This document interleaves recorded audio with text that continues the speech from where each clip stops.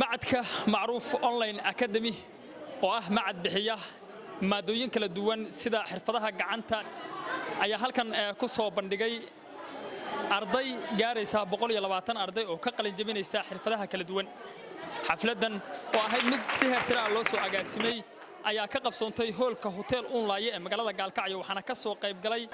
marti sharaf fara badan oo ugu horeyso bahda waxbarashada ee gobolka Mudug waalidiin marti sharaf kale iyo macallimiinta iskoolada qaar معروف واسكول مقع مقامي ملقية شرف ما موسى قوميد ميل ولي باللوقرو مرنا على هوري كرين munaasabadan oo ahayd mid si heer sare ah loo soo agaasimay waxa ugu horeyn shaqada macadkani warbixin kooban ka bixiyay maamulaha xaruntani Cabdullaahi Axmed Xilsi Shaati Cade xafladan maanta aad nagula sugantihiin waa dufcadda 13aad ee macadka Macruuf Online Academy iyo dufcaddii koobaad college-ka Macruuf International College ardada maanta ka qalin jabinaysa macadka Macruuf labadiisa qaybood waa 108 arday haddii aan kala qaado qaybta college-ka waxa ka qalin jabinaysa 22 arday ayaa ka qalin jabinaysa qaybta xirfadaha ama qaybta hoose Macruuf Online Academy waxa ka qalin jabinaysa 86 arday sidaas ay ku yihiin 108 arday intaasi marka laga soo tago macadka Macruuf wuxuu soo maray marxalado kala duwan waxa uu ka soo bilowday hal qol muddadii uu furnaa waxa la furay macadka Macruuf 2017 dhamaadkeeda bilowgii 2018 ilaa bilowgii 2018 ay qaadatay qorshihiisa iyo hirgelintiisa intaasi kadib macadka Macruuf sanad walba wuxuu soo saaray 2 ilaa 3 dufcadood taasina waxa marqaati ka ah muddo kooban oo 6 sano gudahooda 13 dufcadood inay ka qalin jabiyeen macadka Macruuf oo dufcadda ugu yar ay tahay dufcadda maanta ee 108 arday macadka Macruuf sanad walba waxa uu ku tilaabsanayay horumar kala duwan kaas oo ka dhalanayay maamulka iyo macallimiinta oo isku duuban oo habeen iyo maalinba wax kasta oo iskuulka iyo lagu horumarinayo isla markaasna waxa weeyaan bulshada anfacaad iyo faa'iido u leh iska kaashanayay runtiina waxa weeyaan magaciga dhowr mar la sheegay laakiin dadka udub dhaxaadka oo ah ee halkan waxa weey shaqadu la'aantooda ay socoteen waa macallimiinta kala duwan ee macadka Macruuf oo aan leeyahay waxa weeyaan abaalkiina ma gudi karnaa ilaahay miisaanka jannada dhinaceeda waxa weeyaan hadhanka kale bulshada iyadoo ka soo qayb gashay munaasabadan sida macallimiinta jaamacadaha qaar mulkiilayaasha xarumo ganacsi ardayda iyadoo dhameysatay barashada xirfadaha kala duwan ee macadka Macruuf Online Academy ayaa dhankooda hadallo dhiirigelin iyo bogaadin ah u soo jeediyay ardaydii halkan ay ku qalin jabinaysay taqwada marka culimadu ka hadlayaan waxay leeyihiin waa laba qaybood kaliya qofku Ilaahay buu ka baqayaa marka lagu yiraahdo waa laba qaybood wixii la faray imtithaalul awaamir wuxuu Allah faray subhanahu wa ta'ala oo diinta lagu faray inuu la yimaado iyo wajtinaabu nawahi wixii laga reebay inuu ka dheeraado marka labada qodob baa laga rabaa qofka muslimka ah wixii lagu faray oo isugu jira waajibka iyo sunnaha inuu la yimaado wixii laga reebay oo qaybta xaraamta iyo karaahiyada isugu jiraan inuu ka dheeraado waxaan rabaa in halkan uga mahadceliyo macallimiintii juhdiga galiyay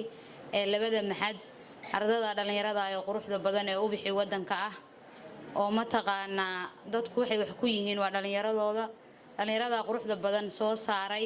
waxaan rabaa in halkan ka iraahdo mahadsantihiin waxa la igu yar xildhibaan ahaan laakiin waxaan kamid ah waalidiinta ay arday u dhiganayeen 3 arday oo xaafadayda kamid ah halkan ka qalin jabinaysa saakay waxa ay tahay farxad gooni inaan soo garab istaago subaxa meesha ka soo qoray qaarna waxaan lahaa inay waana dhibteen ma iska daysaan meelaha yarka aadaysaan laakiin saaka waxa soo gaaray finalkoodii aad baan u faraxsanahay aniga maanta faa'iido weyn ii leh ama farxad gaar ah ii leh inaan mar labaad ka qalin jabiyo macadkayga Macruuf International College aan horena uga bartay qaybaha caafimaadka aan maanta ka bartay qayb kamid ah qaybaha caafimaadka like to start in the name of Allah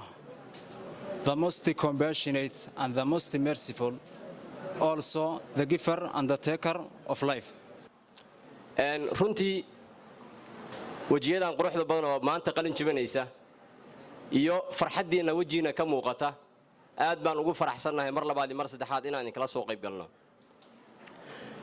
ardadan qalin jabinaysa maanta mas'uuliyad baa idin fuulaysa mas'uuliyadaasoo dalka iyo dadka idin ka saaran anu waxaan ka mid ahay waalidiinta ilmigoodu halkan ka qalin jebinayo aad baan u faraxsanahay ilmahayga iyo ilmaha kaleba kulli anigu waalid baan ahay dee ilmahoo dhanna waalid baanu ahay way ardaygii wax barto fikirka gowracan laguma khaldi karo dalkeenna marka wuxuu u baahan yahay waxbarasho tayo loo u baahan yahay inaan sii tayayno aan u baahanay waxbarashada sii tayayno farxad gaar ay tahay inaan idinkala soo qayb galo xafladan quruxda badan oo haddana maalin jimco ah oo barakaysan ku aadan waxaan marka koowaad iyo marka labaadba una hambalyaynayaa una ducaynayaa ardada ka qalin jebisay xirfadaha ay soo kala barteen ee macadku soo baray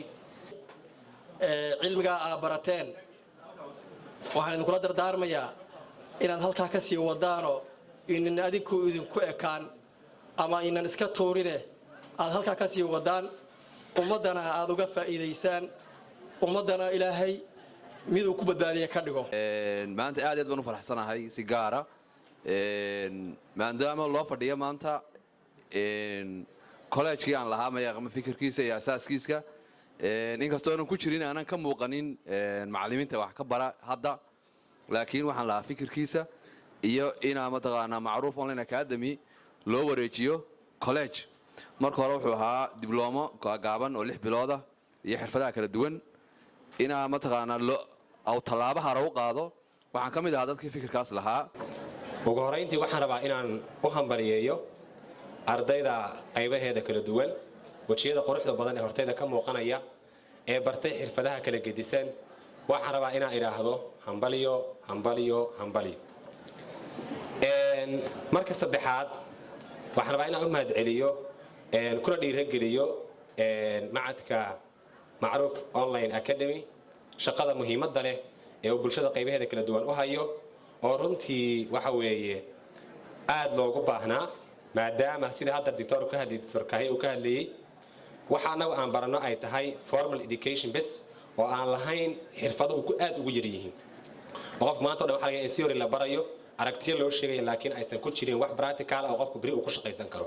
arintaas waxa way macadku aad ugu mahadsan yahay waxaan rajaynayaa inuu hore u sii wadi doono insha Allah ugu dambeyntii bahda waxbarashada gobolkani Mudug sida kormeeraha guud gudoomiyaha waxbarashada gobolka iyo gudoomiyaha racfaanka gobolka Mudug ayaa ku dheeraaday ahmiyadda ay leedahay in la helo maanta xirfadlayaal wax un ku soo kordhiya dalkani dadkaaga iyo dalkaaga baad ka tagtay waxa weeye meeshii Ilaahay kuugu talagalay Allah kuugu aamansado warmaha dhibba filaya waxna loo habeeyay ma jiraan dadkani waa dadkii dhalinyarada ahaa oo ka soo baxay ama soo bartay tiknoolajiyada cusub iyo waxbarashada cusub runtii waxaan leeyahay hambalyo waxaan rajaynayaa ardaydan inay noqdaan kuwa markii horena waxbarasho soo bartay haddana waxbarashadoodii sii wadi doona weligoodna cilmiga daba taagnaan doona innagana mar walba waxaa muntaanfac inoo ah in dad inoo soo saaraan afkayga dee meesha aan ku joogo oo aan ummadda aan u hayo magacayga waa ku hadlayaa mar labaadna waxaan ku hadlayaa inaan ahay waalid ka mid ah waalidiinta ilmaha wax baranaya macadka oo runtii ardaydu isaga yimaadeen gobolka Mudug daafihiisa oo anugu aan ka warqabo waxbarashada loo soo aaday xaafad kasta oo gaalqacyo ku taala iyo degmo kasta oo gobolka ku taala ayna dhici ka gobolada Soomaaliya xataa in looga yimid macadka ku baxay online oo macallimiintu ay ku mahadsan yihiin iyo maamulkiisu kuna baxaya hadii la kuno yahay ardadan wax lagu baro runtii waxbarashadiisuna ay taysan tahay muuqatana mar labaad waxaan salaamayaa farxadan la qaybsanayaa ardada sharafta leh u bixi wadanka sharafta iyo wajida quruxda badan ka muuqdaan waxaan leeyahay cilmigiina mid naafac ah Allah ka dhigo ummadda ku anfacana Allah ka dhigaan leeyahay kuwa qoryaha sita oo ummadda laynaya oo kharibaya waxaa la rabaa inay wax ka bedeshaan tiraahdaan wax barta sharciga barta diinta barta kombiyuutarada barta adduunka waxa la marayaa casri baa la marayaa nasteex cabdisalaam bare wararka warbaahinta meeraysane gaalkacyo